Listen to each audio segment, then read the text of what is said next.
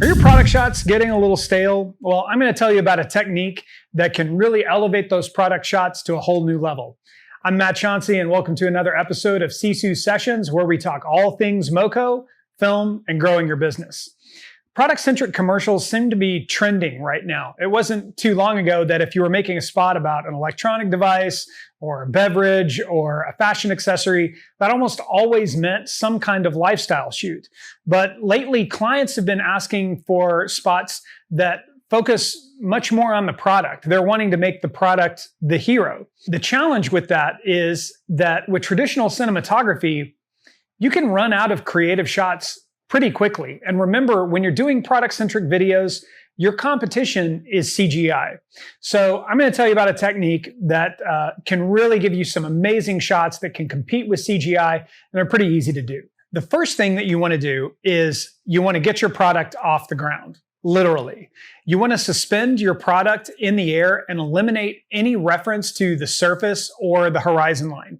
Now, the easiest way I find to do this a lot of times is with a little bit of hot glue and monofilament. Monofilament is strong and it's fairly easy to paint out in post. But it is important that you get it off the ground and you can't see the surface or any kind of horizon. Second thing you want to do is you want to shoot against a background that you can key out. Green, blue, whatever's clever. Now, you can key in whatever background you want, but usually I find that like a solid background, maybe with just a little bit of a highlight right behind the product, is almost always a winner. Now, I can already hear you say, why would I shoot against a green screen when I'm just comping in a solid color behind it anyway? Well, trust me, it's a lot easier to just comp in a background because one, it gives you a chance to change the background to whatever it is that you want. You're not going to limit your range of motion that your robot is capable of doing. And it's also really important that you never see that background moving in relationship to the product that you're shooting. Keeping those two things separate is the key element to making it look like the product is moving around in space instead of the camera moving around the product. The third thing that you want to do is incorporate Dutch angles. Now, we don't do this a lot with traditional cinematography, but remember, we've elevated our product off the ground. We can't see the surface. We don't see a horizon line. And because of that, up and down is really relative. So you should feel free to get that camera off axis, and you should.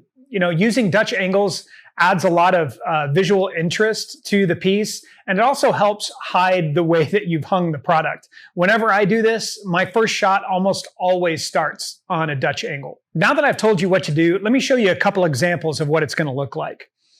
Here's one from Daniel Chapman, who's a master of this technique. Check out this lens shot. It's amazing, right? Now, do you see how the product looks like it's moving instead of the camera moving around the product? Totally looks like high-end CGI. Here's another example from OMS, one of our partners out in Cincinnati. This is a spot for Harry's razor blades. A really amazing technique that can really compete with CGI. Now, obviously, this trick doesn't work for everything, but you'd be surprised how often you can use it. All right, guys, as always, keep sending in those questions and comments. If it's featured, then we'll send you one of these cool SISU t-shirts. So until next time, guys, happy shooting.